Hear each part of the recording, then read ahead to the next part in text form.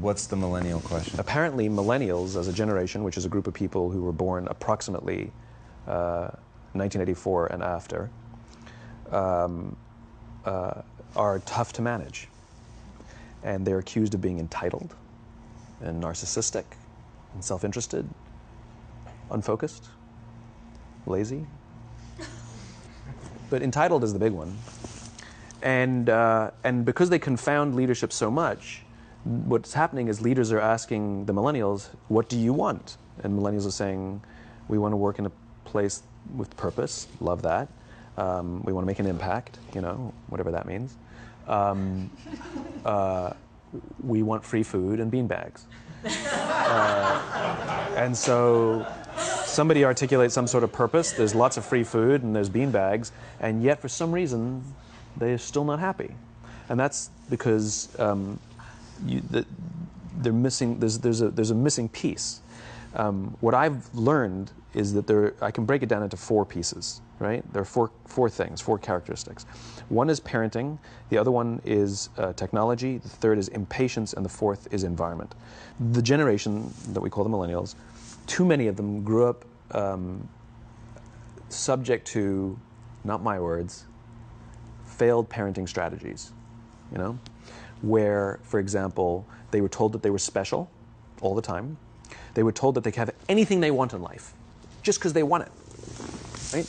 They were told, some of them got into honors classes, not because they deserved it, but because their parents complained. And some of them got A's, not because they earned them, but because the teachers didn't want to deal with the parents. Some kids got participation medals. You got a medal for coming in last, right? Which the science we know is pretty clear, which is it devalues the medal and the reward for those who actually work hard. And it actually makes the person who comes in last feel embarrassed because they know they didn't deserve it, so it actually makes them feel worse, right?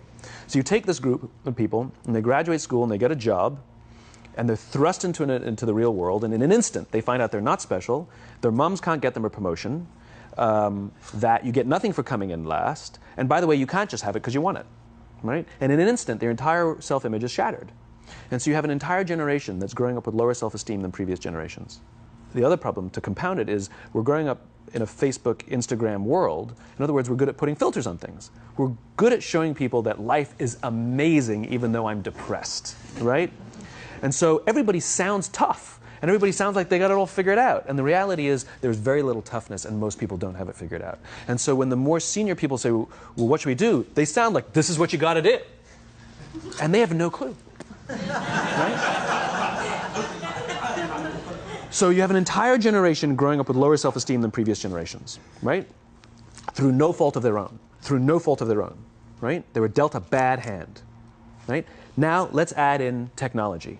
We know that engagement with social media and our cell phones releases a chemical called dopamine.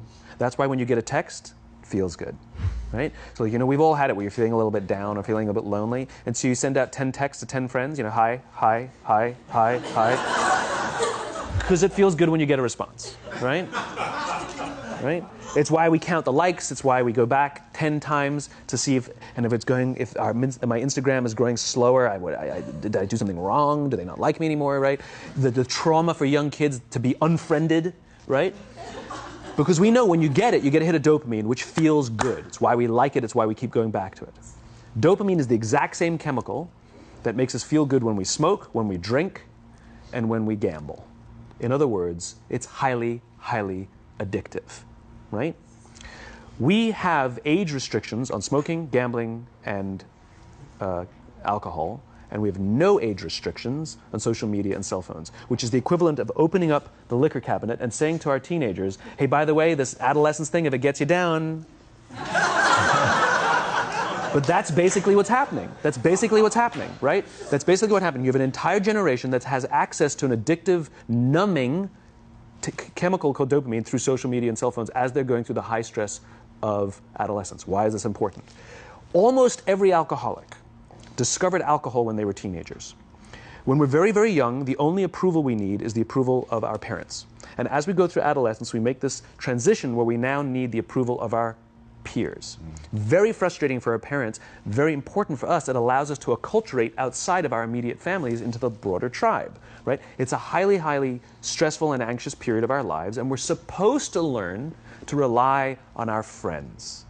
Some people, quite by accident, discover alcohol and numbing effects of dopamine to help them cope with the stresses and anxieties of adolescence. Unfortunately, that becomes hardwired in their brains, and for the rest of their lives, when they suffer significant stress, they will not turn to a person, they will turn to the bottle.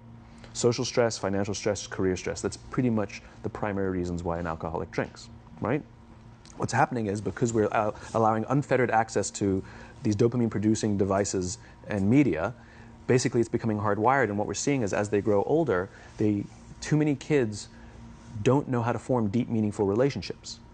Their words, not mine. They will admit that many of their friendships are superficial. They will admit that their friends, that they don't count on their friends, they don't rely on their friends, they have fun with their friends, but they also know that their friends will cancel on them if something better comes along. Deep, meaningful relationships are not there because they never practice the skill set, and worse, they don't have the coping mechanisms to deal with stress. So when significant stress starts to show up in their lives, they're not turning to a person, they're turning to a device, they're turning to social media, they're turning to these things which offer temporary relief. We know, the science is clear, we know that people who spend more time on Facebook suffer higher rates of depression than people who spend less time on Facebook, right? These things balanced. Alcohol is not bad, too much alcohol is bad. Gambling is fun, too much gambling is dangerous, right? There's nothing wrong with social media and cell phones. It's the imbalance, right? If you're sitting at dinner with your friends and you're texting somebody who's not there, that's a problem. That's an addiction. If you're sitting in a meeting with people you're supposed to be listening to and speaking, and you put your phone on the table, face up or face down, I don't care, that sends a subconscious message to the room that you're just not that important to me right now, right? That's what happens. And the fact that you cannot put it away is because you are addicted. Right? If you wake up and you check your phone before you say good morning to your girlfriend, boyfriend, or spouse, you have an addiction. And like all addiction, in time, it'll destroy relationships, it'll cost time, and it'll cost money, and it'll make your life worse. Right? So you have a generation growing up with lower self-esteem that doesn't have the coping mechanisms to deal with stress. Right? Now you add in the sense of impatience. Right? They've grown up in a world of instant gratification. You want to buy something, you go on Amazon, it arrives the next day. You want to watch a movie? Log on and watch a movie. You don't check movie times. You want to watch a TV show? Binge. You don't even have to wait week to week to week, right? I know people who skip seasons just so they can binge at the end of the season, right? Instant gratification. You want to go on a date? You don't even have to learn how to be like, hey. You don't even have to learn and practice that skill. You don't have to be the uncomfortable one who says yes when you mean no and says no when you mean no, but yes when you... You don't have to swipe right. Bang, I'm a stud. Right? You don't have to learn the social coping mechanisms, right? Everything you want, you can have instantaneously. Everything you want, instant gratification. Except job satisfaction and strength of relationships, there ain't no app for that. They are slow, meandering, uncomfortable, messy processes. And so I keep meeting these wonderful, fantastic, idealistic, hardworking, smart kids. They've just graduated school. They're in their entry-level job. I sit down with them and I go, how's it going? They go, I think I'm going to quit. I'm like, why? They're like, I'm not making an impact. I'm like, you've been here 8 months. You know? It's as if they're standing at the foot of a mountain and they have this abstract concept called impact that they want to have in the world, which is the summit. What they don't see is the mountain. I don't care if you go up the mountain quickly or slowly, but there's still a mountain. And so what this young generation needs to learn is patience. That some things that really, really matter, like love, or job fulfillment, joy, love of life, self-confidence, a skill set, any of these things, all of these things take time. Sometimes you can expedite pieces of it, but the overall journey is arduous and long and difficult. And if you don't ask for help and learn that skill set, you will fall off the mountain, or you will, the worst case scenario, and we're already seeing it, the worst case scenario is we're seeing an increase in suicide rates, we're seeing an increase in this generation, we're seeing an increase in accidental deaths due to drug overdoses, we're seeing more and more kids drop out of school or take leaves of absence due to depression, unheard of. These are all, this is really bad. The best case scenario, those are all bad cases, right? The best case scenario is you'll have an entire population growing up and going through life and just never really finding joy. They'll never really find deep fulfillment in work or in life. They'll just waft through life and it'll be just, it's fine. How's your job? It's fine. The same as yesterday. How's your relationship? It's fine. Like that's the best case scenario. Which leads me to the fourth point, which is environment. Which is we're taking this amazing group of young, fantastic kids who were just dealt a bad hand. It's no fault of their own. And we put them in corporate environments that care more about the numbers than they do about the kids. They care more about the short-term gains than the long-term life of this young human being. We care more about the year than the lifetime, right? And so we are putting them in corporate environments that aren't helping them build their confidence, that aren't helping them learn the skills of cooperation, that aren't helping them overcome the challenges of a digital world and finding more balance, that isn't helping them overcome the need to have instant gratification and teach them the joys and impact and the fulfillment you get from working hard on something for a long time that cannot be done in a month or even in a year. And so we're thrusting to them in corporate environments, and the worst part about it is they think it's them. They blame themselves. They think it's them who can't deal. And so it makes it all worse. It's not. I'm here to tell them it's not them. It's the corporations. It's the corporate environments. It's the total lack of good leadership in our world today that is making them feel the way they do. They were dealt a bad hand, and I hate to say it, but it's the company's responsibility. Sucks to be you. Like, we have no choice, right? This is what we got, and I wish that society and their parents did a better job. They didn't. So we're getting them in our companies, and we now have to pick up the slack. We have to work extra hard to figure out the ways that we build their confidence. We have to work extra hard to find ways to teach them the social skills that they're missing out on. There should be no cell phones in conference rooms. None. Zero. And I don't mean the kind of like sitting outside waiting to text. I mean like when you're sitting and waiting for a meeting to start, this is what we all do. We all sit here and wait for the meeting to start. Meeting starting? Okay. And we start the meeting. No, that's not how relationships are formed. Remember we talked about it's the little things? Relationships are formed this way. We're waiting for a meeting to start and we go, how's your dad? I heard he was in the hospital. Oh, he's really good. Thanks for asking. He's actually at home now. Oh, I'm really glad. That was really amazing. I know, it was really scary for a while. That's how you form relationships. Hey, did you ever get that report done? Oh my God, no, I didn't. I'll help you out. Can I help you out with that? Really? That's how trust forms. Trust doesn't form at an event in a day. Even bad times don't form trust immediately. It's the slow, steady consistency. And we have to create mechanisms where we allow for those little innocuous interactions to happen. But when we allow cell phones in conference rooms, we just, okay, have the meeting. And then my favorite is like when there's a cell phone there and you go like this, you go.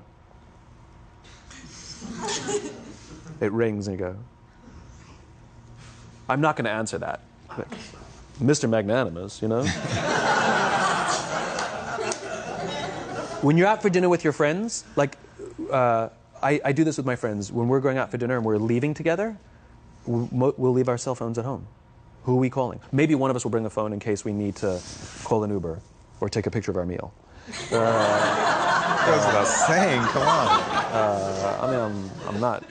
I'm an idealist, but I'm not insane. You know? Not a heathen. I mean, it looked really good.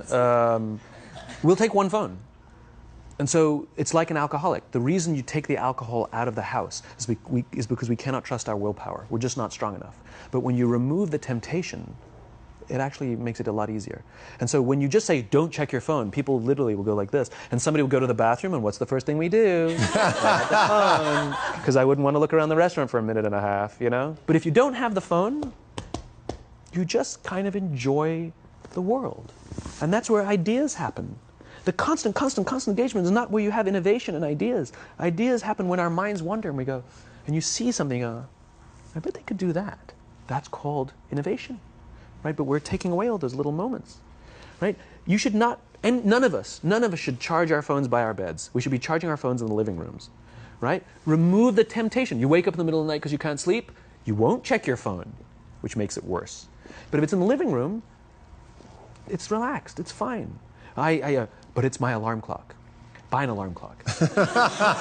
They cost $8, right? I'll buy you an alarm, right? But the point is we now in industry, whether we like it or not, we don't get a choice. We now have a responsibility to make up the shortfall and to help this amazing, idealistic, fantastic generation build their confidence, learn patience, learn the social skills, find a better balance between life and technology. Because, quite frankly, it's the right thing to do.